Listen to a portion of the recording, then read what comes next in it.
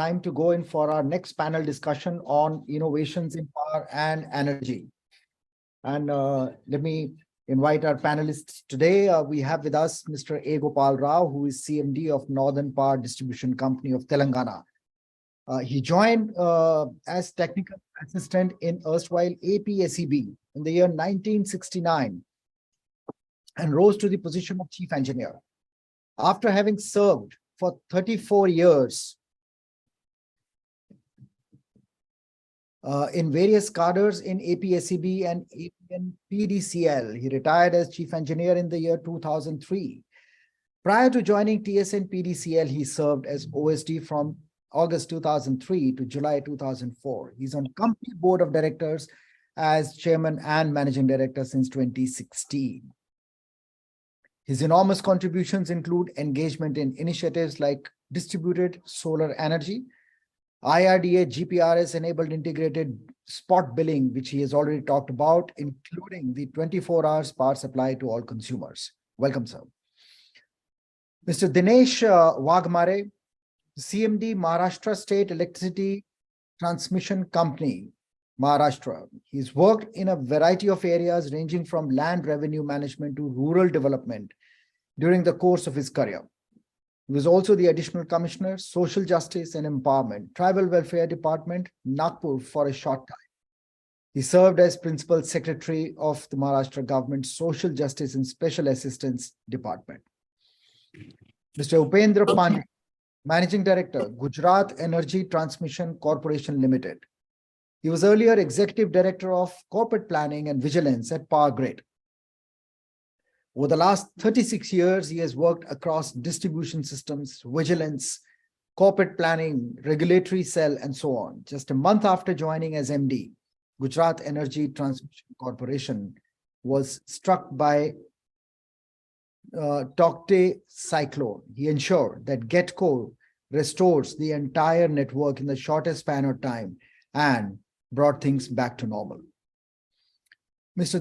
Debendra Dalai, who's CEO of Chandigarh Renewable Energy and Science and Technology Promotion Society, is a master's in science. He's also Chief Conservator of Forests and Special Secretary Forests. He was earlier Senior Deputy Director, Forest Survey of India, and served in Daman and Diu, Dadra and Nagar Haveli, Goa, and Andaman and Nicobar Islands. A multifarious personality, he has handled departments like tourism, environment, pollution control, rural development, renewable energy, and science and technology.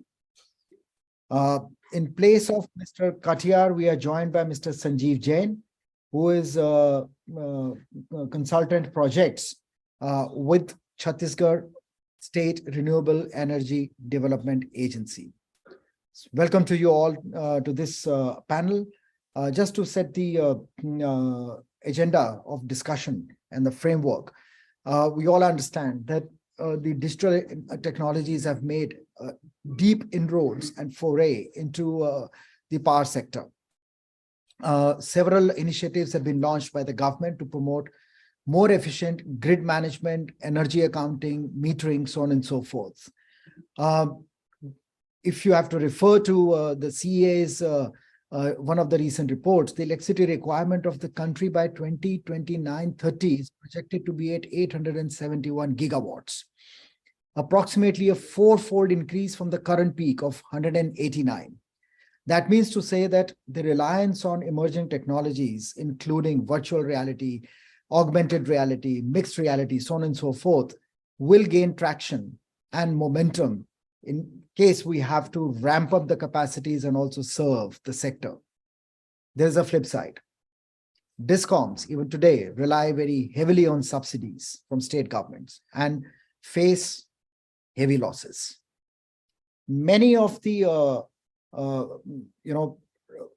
at many places, the power is supplied at tariffs which are below cost of supply.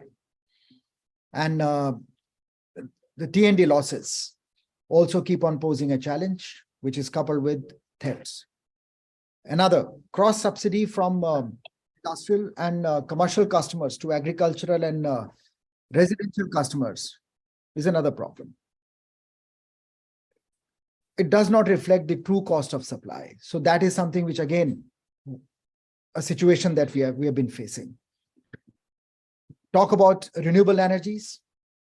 We have accelerated the production, manufacturing necessary equipment, constructing energy storage facilities, and are in a bit to stride big towards the accomplishment of our 500 gigawatt renewable energy target by 2030. We are expecting in the budget 23, the power ministries will increase the budget outlay for the flagship revamped distribution sector scheme, RDSS, commonly known as, with an aim to cover more households with prepaid smart meters, and reducing the aggregate technical and commercial losses across. So there is a huge amount of innovation and investment in the clean energy sector. So we are looking at a gamut of a whole lot of activities, whole lot of movement towards achievement of our respective targets, yet trying to clean up the mess, which is what has been accumulated. So my first question to the panel, I'll go over each panelist one by one, requesting you to kindly keep your comments limited in 3 minutes so that we have everyone's commenting on that, and then we move on to the next question. So the first one is, what is the state of readiness for technology adoption, sustainable alternatives, and digitization to help achieve these targets and meeting consumer demands, the challenges that we face? So let me start with Mr. Rao.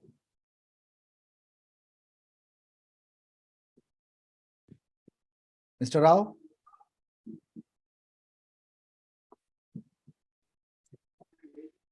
Maybe he's logged out, so we'll wait for him to come back. We have Mr. Wagmare with us. Mr. Wagmare? Good afternoon to all. Good afternoon. So actually, as far as innovation in power and energy sector is concerned, as you rightly pointed out, there is a lot of renewable energy. So basically now, the percentage of renewable energy in grid is around 10% to 15%, depending on the states. Maybe Karnataka may be much higher at the 40%, whereas some states are much lower rate of 5%. And of course, there are actually regulations by Government of India as well as by the Electricity Regulatory Commission to mandatorily procure green energy. And our Honorable Prime Minister has given a target of around 500 gigawatt of renewable energy by 2013, and that's a huge task. And basically, all this green energy will be basically coming from solar energy and wind energy. And in fact, the problem is that our traditional system is like a fixed generation, transmission, and fixed distribution. But then renewable energy poses a greater challenge of basically, one thing is that renewable energy are in the distributed places, and it's uncertain. So actually getting fixed supply of wind energy depends upon wind conditions, and also on cloudy days you may not get solar energy. Plus, this energy is not available on 24/7 level. And basic problem to the grid operators is catering to the peak demand. So as per some study, 20% of our generation capacity is tied up with only 2% to 5% of peak demand load. And in fact, all this peak demand load is basically catered through fossil fuel based generators, which is basically coal and oil based generator. So in fact, integration with the grid is important, and for that basically for large scale renewable, it's putting a lot of strain on the grid, national grid, as well as the state level grid. And for that, from MSCTCL side, we are actually adopting various measures, like we're putting wide area measurement units and phasor measurement units. So basically input from these kind of units will help to have more reliable and sustainable grid. Then energy storage solution is also important. So like to meet out the gap between renewable energy generation and the typical load demand. And after that, energy storage solution, pumped hydro now constitute the highest percentage, like maybe 60 to 70% of energy storage is coming from pumped hydro. But there is great potential for the battery energy storage system. But then current cost of the battery energy storage system does not make it commercially viable. So the technology should come up and maybe cost effective, better technology should come so that the cost of the battery solution will come down. Another sector coming with a very, in fact, aggressive way is the green hydrogen. And green hydrogen, there are a lot of incentive actually given by the government of India in terms of waiver in interstate transmission charges, as well as banking is given monthly time. Also, state government is also, in fact, promoting green hydrogen by giving land at concession rate and water at the concession rate. So there also, like, the cost of electrolyzer is also basically a key factor. And if the cost of electrolyzer comes down, then green hydrogen will become more sustainable. And basically, automation is important, and automation is distribution sector is the most important. And in fact, through RDSS scheme, Government of India has actually pushed automation in a big way. And a lot of fund is available for advanced metering infrastructure and smart meters. In fact, in Maharashtra, the biggest power distribution utility, MSCDCL is installing almost 1.5 crore of smart meters. And these smart meters not just like basically will make meter reading automated, but then it should be two-way process. Like this smart meter should have two-way communication from consumer level to utility and from utility to consumer. And that way the consumer should will be able to utilize the time of use facility, and as well as utility will be able to control the various devices of consumer through home automation system. So these are actually some of the challenges, I think. Thank you. Thank you. Mr. Rao has joined us. So my question to him is exactly the same, that what is the state of readiness for technology adoption, sustainable alternatives, and digitalization to help achieve the targeted objectives and meeting consumer demands. Mr. Rao. Good afternoon. The very importance of electricity is rapidly increasing, and per capita consumption is one of the basic factors to know the improvement of the country. Likewise, so now thing is the demand is more, the generation and the various sources are there. There is thermal generation, hydro generation these are the two old sources. Now coming to the solar generation, that has really helped us, because India is one of the country where we have got a huge potential of solar. So that the Honorable Prime Minister is very much interested to use this solar energy. As the earlier speaker has already told, see, we are really depending upon the solar energy. Solar energy, and again, banking of the energy is also an important, because the demand is varying from place to place. See, Telangana, we are more agriculture oriented. There are different types of soils are there, different type of industries are there. To coordinate all these, we need an integrated system of controlling the power availability to see that it is fed to the needy consumers. Some of the industries now we may have to shift to the night. See, in our system, we are running the lift irrigation pumps during the night hours. That is the management. The demand side management we are adopting by using the power during the night for lifting the water from. We see we are lifting the water to the extent of 500 to 600 meters height, so that entire northern Telangana is now full of water, and ground water level has increased by 2 to 3 meters. As a result, our paddy production and economic conditions have increased enormously, and our people are very much interested. And we are not only interested in the developed areas. We are even extending our lines, three-phase power supply to the nook and corner of the country, including the forest areas. See, we are also trying to take the help of the forest, and we are trying to extend the three-phase power supply to the even the forest area people, where the Adivasis and Girijans are residing. Now they are accustomed to cultivate the agriculture, develop their economic conditions. See, this is how our power is being utilized by our honorable state chief minister, and the government is very much interested to increase. Regarding use of the digitalization, see, this is one of the important part. As IT has improved a lot, now we must see. Now we are having a state, not only state LDCs, we have got a regional LDCs and the national LDCs. These are the three utilities. So we are really monitoring the demand and supply. Where the needy person is there, they are trying to push.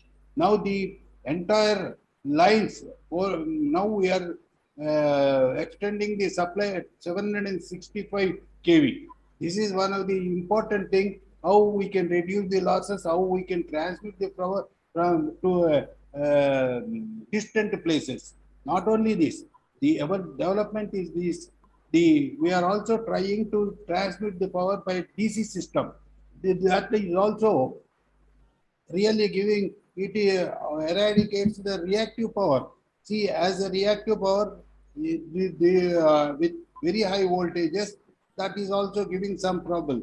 As a result, we are trying to switch to the DC currents transmission at higher voltages. All these developments are being keenly watched by the central and state governments, and trying to adopt the new methods to improve the not only the production, to improve the distribution system, to improve the transmission system, and make available the power throughout the country wherever they are in need, either through banking or, as the earlier speaker said, hydrogen is one of the important things. Of course, now we are not going for the nuclear power. Nuclear power is also establishing a nuclear power is one of the huge project, and it requires a huge capital investment. Even now, though we are having a 2 or 3 nuclear plants, the power cost from the nuclear power is not that cheap when compared to the solar power. Solar power, we are getting at 2 rupees or even below 2 rupees. Yeah. Whereas the nuclear power, we are getting at 4 or 5 rupees. So, at present, nuclear power is also not that economic. Economically speaking, solar is the cheaper power. But solar is also, floating also is that nowadays we are also floating, using the reservoirs as a source to develop the solar energy from that area also. So this is the way how we are utilizing the power. So this is what is required, and we are trying all our best. All the electricity organizations are trying their best under the leadership of the state and central governments. How best. Let me come back to you with the next question. In the meanwhile, allow me to ask the next panelist, Mr. Pandey, for his inputs, for his submission. Mr. Pandey. Yeah, thank you. In fact, you were talking about digitalization, and today we were selected for your order of merit. That was for full-fledged digital substation at Sevalia. So that itself sets the tone for this subject very well. When we talk about digitalization, in fact, I should go slightly step ahead, and your topic was basically innovation. So I say result of innovation should always be improvements. And the result of, in electricity sector, it should increase reliability, it should increase quality in power supply, and should promote cheaper power, and should foster growth. But I feel most important is there should be sustainability. So what has been talked already, I won't cover that part, and I would directly come to sustainability part. India has really made significant progress in this sector, and really we have made a fantastic and ambitious target of 100 gigawatt. Aligning that by the state of Gujarat, we too have started thinking that direction. And one unique thing I would like to add, we have identified one green substation. Green substation means it will be completely green in ecosystem, which will have various state-of-art technology like natural ester oil field transformers. It will have net energy zero concept, energy conservation and energy efficient equipment would be installed there. And overall, it will be carbon neutral substation in terms of energy utilization. We have selected one substation named Sargasan, and very soon it will be in place with all this concept. To further take it, it gives me really immense pleasure to convey that JETCO has been conferred with the second highest cumulative transmission capacity, more than 12,000 MVA, and transmission lines more than 7,200 circuit kilometer for RE power integration from Association of Renewable Energy Agencies of States, MNRE at Kochi in Kerala in 2022. Our GNL subsidiaries, they have set up a specific cell decarbonization cell with an aim to prepare blueprint for decarbonization of energy sector in Gujarat. JETCO, transmission wing of this, has already installed 15 GIS substations and 5 hybrid substations, which not only provide reliability, but also reduces land footprint to 60% otherwise which is consumed for AIS conventional substations. Further, we have adopted multi-circuit towers, narrow-based towers, and even monopole type of towers wherever at a selected places it is feasible to further reduce ground footprint of the tower transmission line corridor.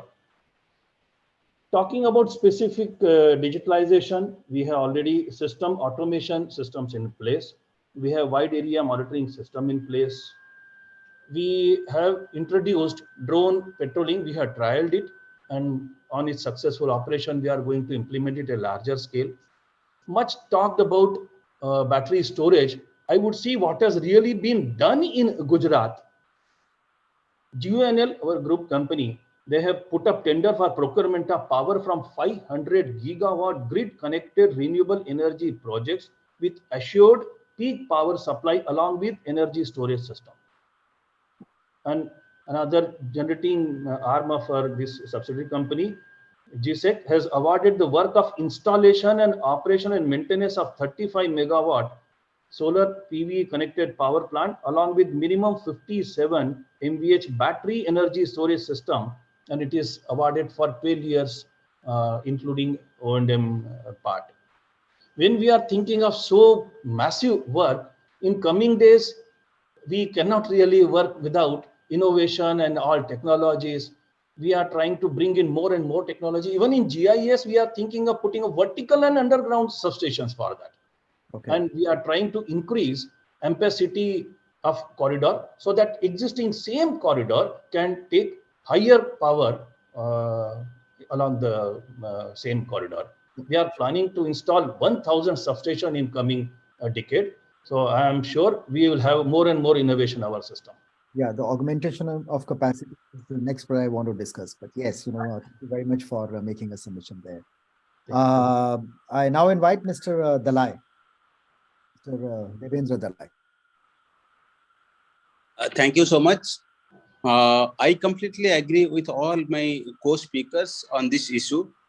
And everybody must agree with me that we all are facing the challenges of climate change. And this is the need of the hour that we should switch over to the renewable. And accordingly, the country has made a commitment before the world community to reduce our emission level. And as a result, initially the renewable target was set at 40 gigawatt to be achieved by 2022, which was further revised.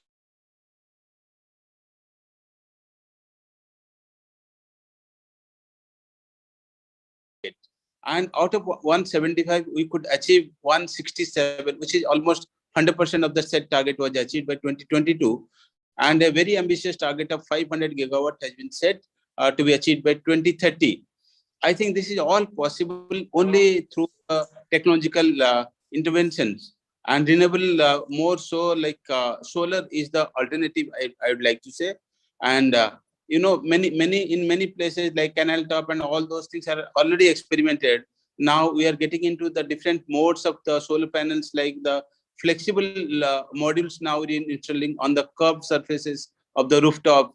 And again, now the project which was now selected from Chandigarh was the floating solar. All the reservoirs, we can make use of that reservoir land for producing this. The major challenges before all of us is for the solar energy is the storage capacity. The storage facility we need to build, we need to work on. Definitely, the lot of R&D is going on, and more miles we have to further go. This is all what I would like to say. Sure. Thank you so much. And I invite Mr. Sanjeev Jain from Chhattisgarh. Everyone, I'm Sanjeev Jain from the Chhattisgarh Renewable Energy Development Agency, which is a state nodal agency of MNRE for the implementation of RE projects in the state.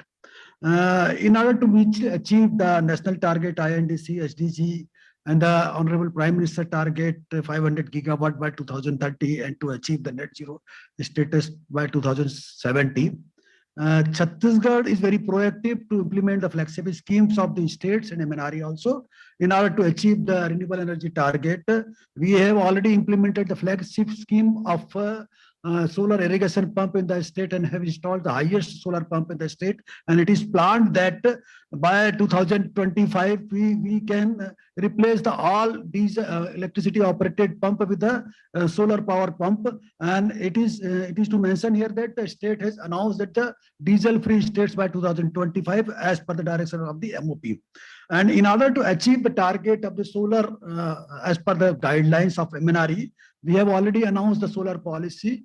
And solar power plant installation is the priority sectors and are getting the incentives as per the industrial policy for the installation of the solar photovoltaic power plant and manufacturing of the RE components in the states.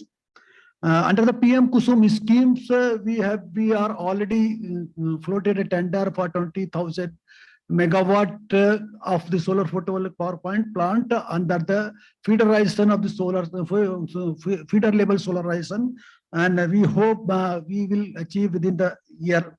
In addition to this, we have already announced the pump storage hydro policy as per the MOP guidelines, and there is a potential of about 10,000 megawatt of the hydro projects in the states. We hope so this can contribute very much to achieve our national target. We have already announced the biofuel policy because Chhattisgarh is a rice-grown state that lots of agricultural waste are available, and we hope that the biofuel policy will promote the biofuel, methanol and ethanol and CBG plants in the states, and we are very proactively implementing these schemes in these states. And in addition to this, we have already rolled out the EV policy for the manufacturing and promotion of the e-mobility in the states.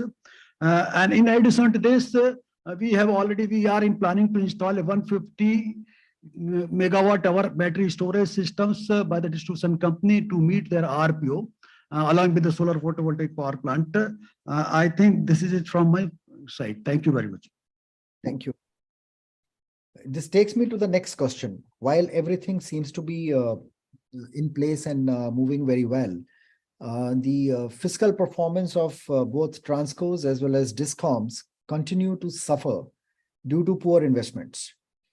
How to correct this situation, as without investing in newer technologies, equipment, and manpower, things are not going to improve? Let me ask this to Mr. Vakmare. Yeah, basically, actually, as far as transmission and distribution companies in Maharashtra is concerned, so transmission companies more or less financially stable. In fact, last year we had record profit of almost around 1,100 crore. So transmission company is more financially stable, but then condition of distribution company actually suffers, and that's not only in Maharashtra but all over pan-India. That situation is there, and basically the bottleneck is particularly lot of arrears from agricultural consumers, and now those arrears has mounted to around 40,000 crore plus for our distribution companies. And there are various actually measures which have been taken by government of Maharashtra. So we have started this scheme of Mukhyamantri Saur Krishi Vahini Yojana, and it was launched earlier to Kusum Component A. Kusum Component A and Mukhyamantri Saur Krishi Vahini Yojana is more or less similar. So this basically Mukhyamantri Saur Krishi Vahini Yojana, you can put a solar plant of 0.5 megawatt to 10 megawatt, and it can be connected to segregated agriculture feeder. So that way, daytime power is available to farmers at much cheaper rate. And the losses also, distribution losses is reduced to a greater extent. Secondly, actually in the Kusum component A, also 500 megawatt of target has been given to Maharashtra. So there are substantial achievement has been done there.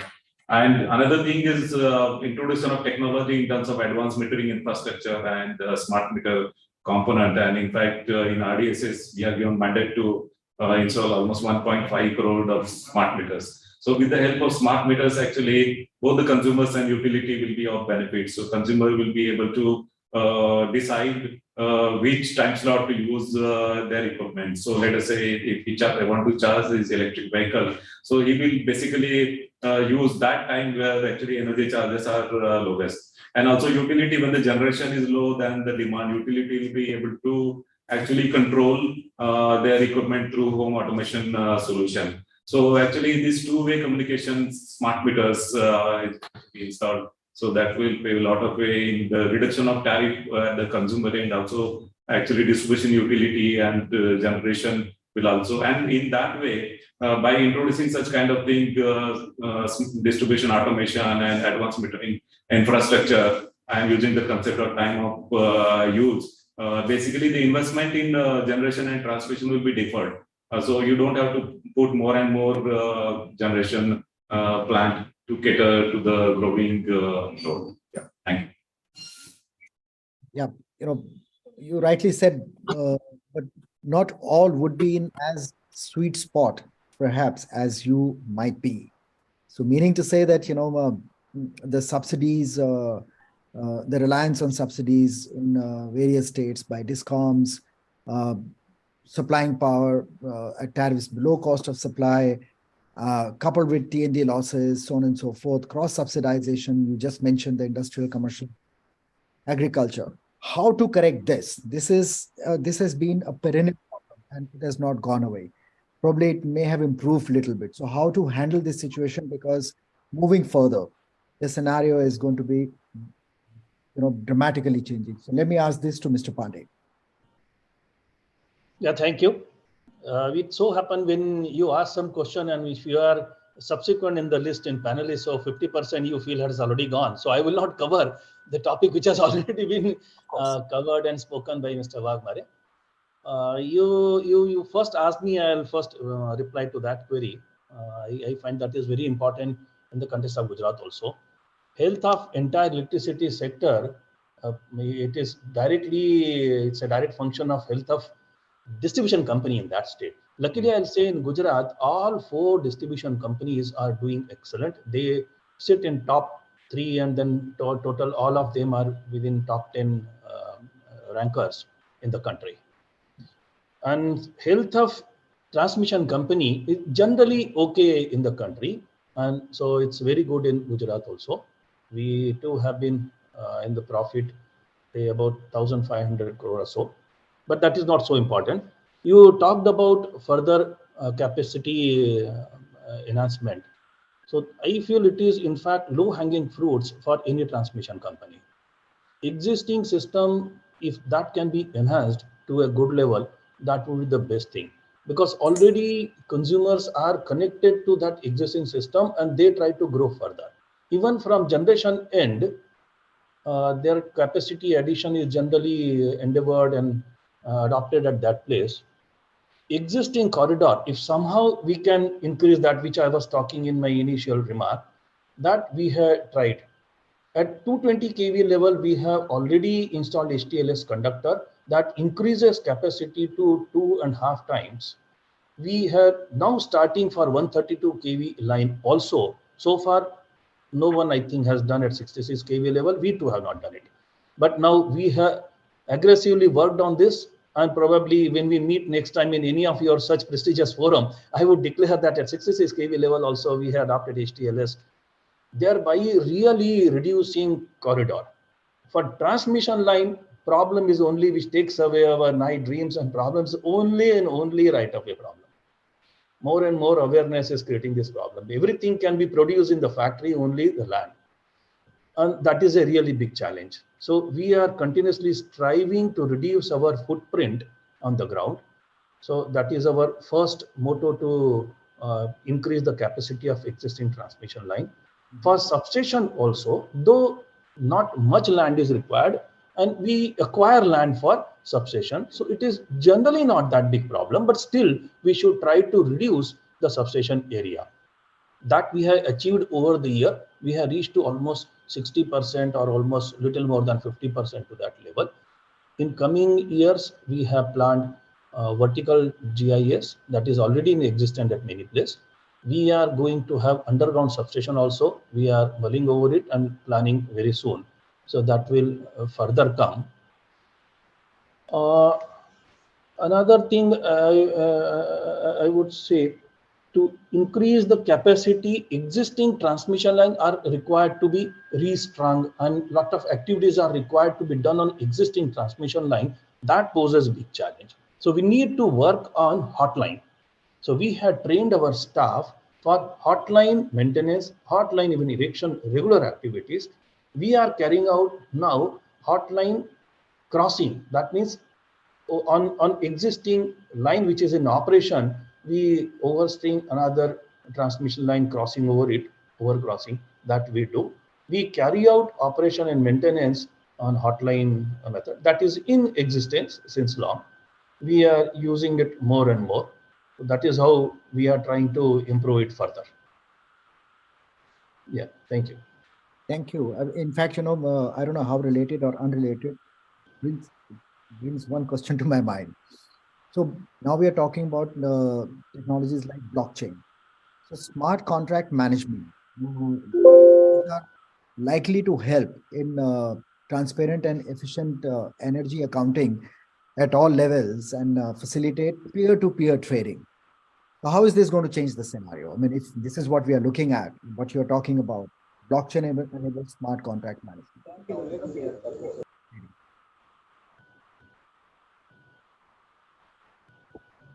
Mr. Pandey, this is to you. Yeah, definitely this is going to help a lot, and it would really boost the electricity market also. Mainly, it will bring down the cost also, supply cost, energy cost to the consumer, to the first level distribution companies, and subsequently to consumer. So this is already started, already in place, and I'm sure when it is going to take more and more in the country, that is going to help all of us. Mr. Wagmare, would you like to reflect on this?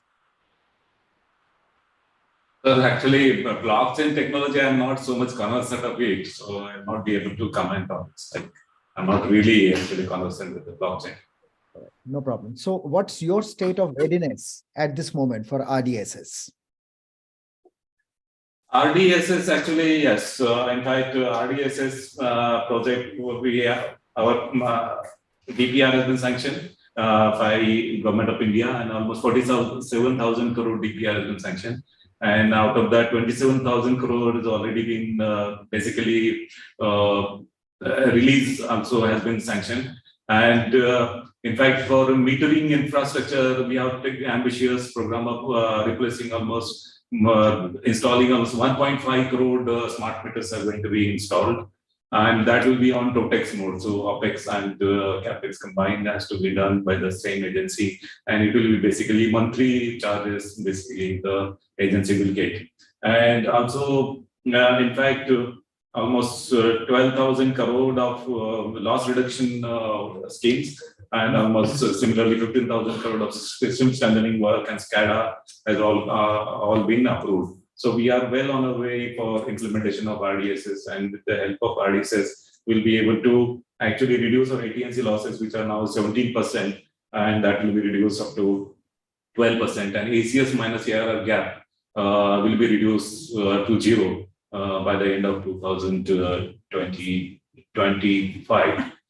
So actually, we are all set for implementation of RDCs, and that will use the tariff in a great way and provide relief to the consumer. Oh, that's wonderful. Let me move over to renewables. We've been talking about that 500 gigawatts we have achieved. Out of 500 gigawatts, we have achieved 170 already. And another probably 80 gigawatt is under various stages of development. No doubt that it has to accelerate further to meet the targets, including the net zero by 2070.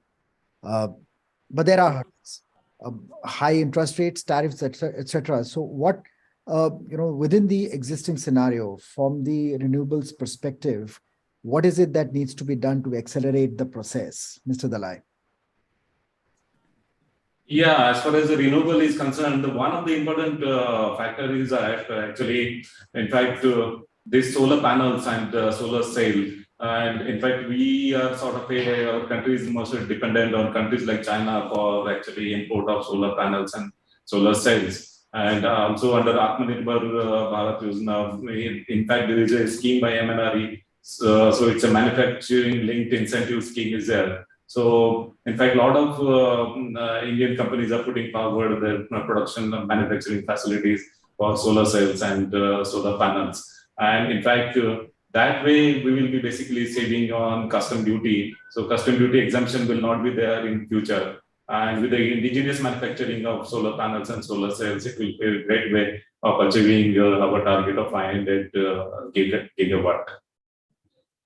Mr. Jain, Chhattisgarh. My view, decentralized renewable energy generation can help the distribution company, because in a rural sectors, supply of power is very difficult for the distribution company. And through the decentralized systems, they can reduce the T&D losses, and then they can get power at a very much cheaper cost than the cost of supply of power.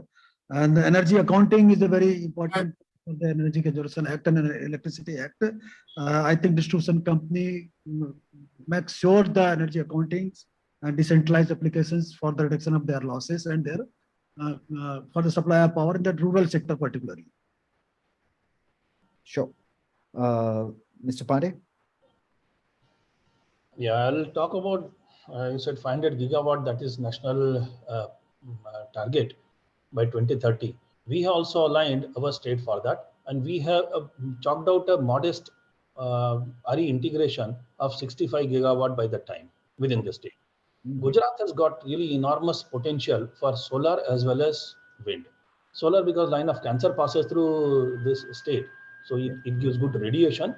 There is a potential of 235 gigawatt lies in the state for solar generation, and about 145 gigawatt wind, because we have 1,600 kilometer coastal line. So this both provides enormous potential. Initially, we have made a modest plan of 65 gigawatt, which will be reviewed again after 5 years. So we are making perspective plan regularly for 10 years. So first 5 years will show where do we stand, and then accordingly we'll tweak for next 10 years further. For that, I was saying that we have planned about 1,000 substations across the places, and through which we'll be integrating RE and would be feeding to various feeders, various consumers. RE, it's a perishable, it's not available throughout the time. So there has been a lot of discussion on battery storage, which I talked initially, but that is still very prohibitively costly. So why not to align your consumption in line with the time it is available? So Gujarat has done a good innovative thing in the state, right? A time when it is available, particularly solar, it is available during daytime. Why not to use it during that time itself, obviating the need of any storage even? So we have made a specific transmission network called Kisan Suryodaya Yojana. So during this time, during daytime, when we have surplus solar, right during that time, we utilize this power for feeding agriculture consumers. Generally, in all the states, agriculture that needs cheaper power or free power or that kind of support to make this agriculture sector sustainable. So thereby, we can give almost cheapest power. It has already been discussed that how solar power and wind power is cheaper, particularly solar, we say that is quite cheap. So we have started using that power right during that moment and started using it. I say further to go ahead, we should think in direction TUD metering, time of the day metering, so that our load curve gets aligned with generation curve. So thereby we can obviate the need of storage and we can get cheaper power available. I think that's a good part of innovation, which is what you just mentioned, because traditionally, whatever we have been doing, we have been doing. And now, in order to take it to the next level, it has been extremely important. And needless to say that Gujarat has known to be doing all kind of innovations, not just in the energy sector, but all across. Remember the Thank you. Really proud of it. solar topping of canals, which was done long time back. And, saving the water from evaporation and utilizing the space for, and then separating the rural grid from the regular.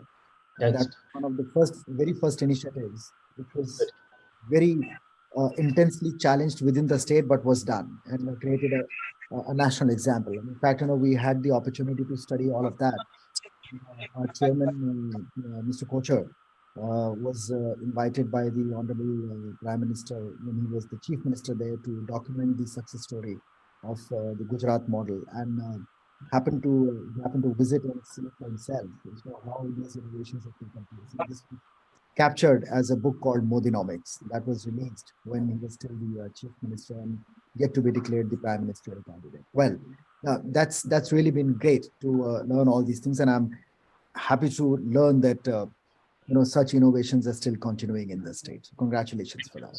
It's great to hear that, and we welcome you to again visit Gujarat and have a closer look. Thank you. We shall in the near future. So, gentlemen, thank you very much for being with us on the panel. I thank once again Mr. Rao, Mr. Wagmare, Mr. Pandey, definitely you, and Mr. Dalai, along with Mr. Sanjeev Jain, who joined in from Chhattisgarh. So thank you, gentlemen, for being with us on this panel, and it's been really very, very interesting. Good amount of takeaways there. We will try to put those learnings together and take it to the next level. Thank you very much.